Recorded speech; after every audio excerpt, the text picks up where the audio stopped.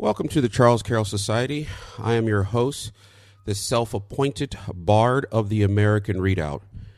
Today we're going to talk about land confiscation in South Africa and who is really responsible for the wretched condition that many people in South Africa find themselves in.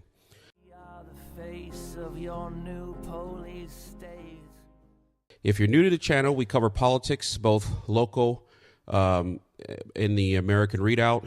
One of the reasons that I cover South Africa for people who are kind of new to the channel is because I believe that South Africa could be what America will face eventually. One of the core reasons that socialism always fails.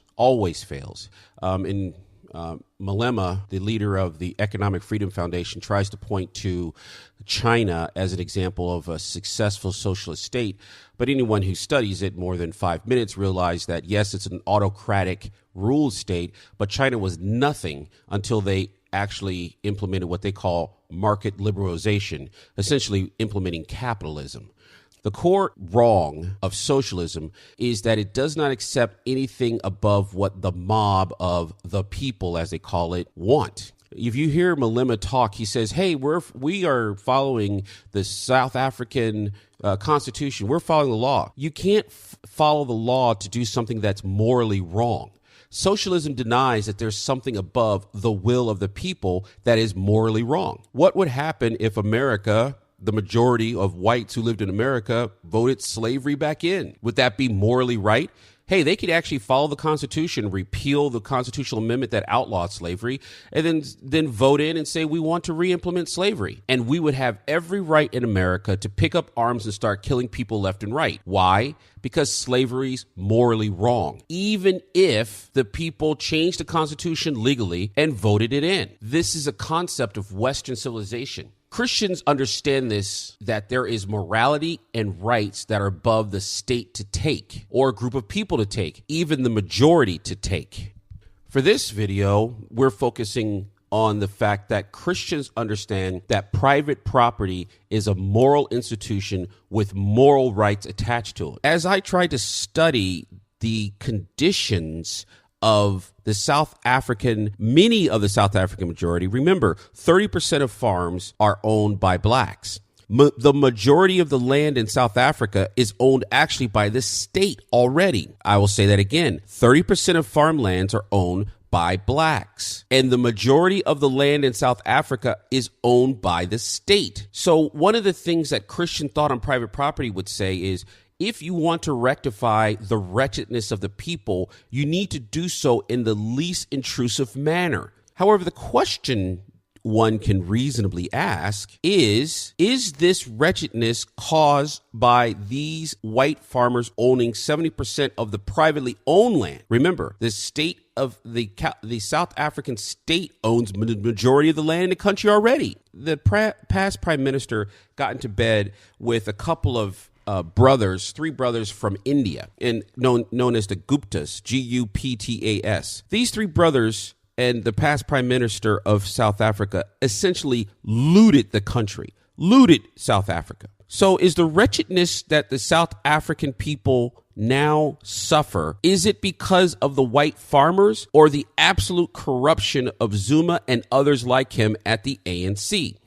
This one issue that we found was that Zuma stole 7 billion rand from Eskom. To put 7 billion rand into perspective, that would be enough to buy 1,400 farms at 5 million rand each for black farmers. Currently, 1,400 additional farms could be purchased willingly if the leadership of the ANC had not stolen the money from South Africa. Is the wretched condition of the poor blacks in South Africa currently in the year 2018 the cause of the racially minority group of farmers who own a bit of land? Remember, the state owns the majority of the land, and the state has been looting the country. Who's responsible for the wretched condition? Doesn't it sound a lot like the ANC, knowing that their leadership has looted the country over the last 20 years, is trying to find a scapegoat, an easy focus for the majority to say those people are the reason for your wretched condition? The government of South Africa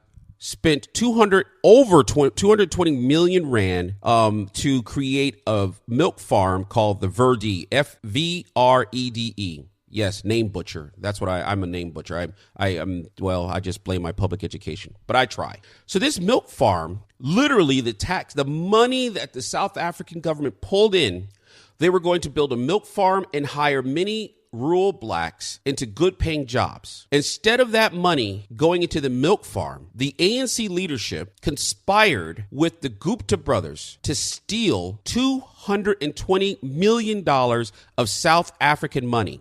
That was enough to buy an additional 44 farms at 5 million rand each for black farmers. It is estimated that that the ANC leadership, Zuma, and these Indian Gupta brothers stole from South Africa's taxpayers around 50 billion rand in the last 3 years alone. Not total, just in the last 3 years. 50 billion rand could have purchased 10,000 farms for black farmers at 5 million rand each. Why, if you're going to say you're wretched, and I believe reason people could say that there are many poor black people in South Africa who may live in a wretched condition, we'll accept that. But is stealing a few thousand farms from white farmers the cause of your wretchedness in 2018? While you're letting your leaders in the ANC loot the country where you could be, they have stolen so much land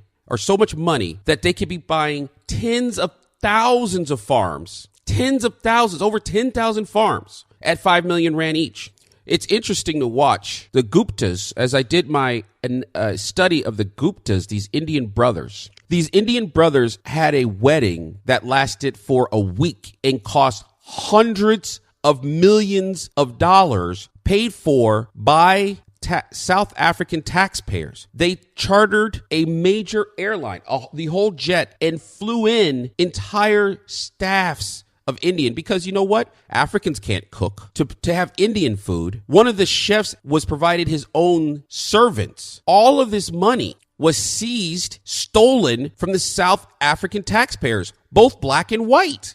And when black politicians tried to point out the corruption, the leadership in the ANC fired them, silenced them, and threatened them. And now the leadership of the ANC and the leadership of the EFF, instead of calling for the cleaning up of corruption in South Africa, are pointing the finger at white farmers as being the cause of the wretchedness in South Africa. Why are the people of South Africa, why is it Malema of EFF? Why aren't the protesters focusing on the corrupt leadership of the ANC with the same energy and vigor they focus on a minority group that owns some of the farmland? In relieving the wretchedness of the people, you have to look at the least intrusive way to do it, or you are committing an injustice, and an injustice can be morally fought against using all means at your disposal. I would encourage the people of South Africa, both black and white, to focus on the corruption that has cost you tens of thousands of farms, which could have been simply purchased. You could have taken that money, billions and billions of rand, and basically the state owns most of the land in South Africa. You could just walk through the state's own land and start carving up the state-owned land in 5-acre farms for the people and using the money of the state to help these people get started. You wouldn't have to seize anybody's land. You would just use the state land and this money to create new farms. I encourage the Africans in South Africa to take a look at this corruption and think through who truly is the cause of the wretched condition of many poor in South Africa. Viva Crystal Ray, Viva Crystal Ray, Viva Crystal Ray, the Virgin of Guadalupe.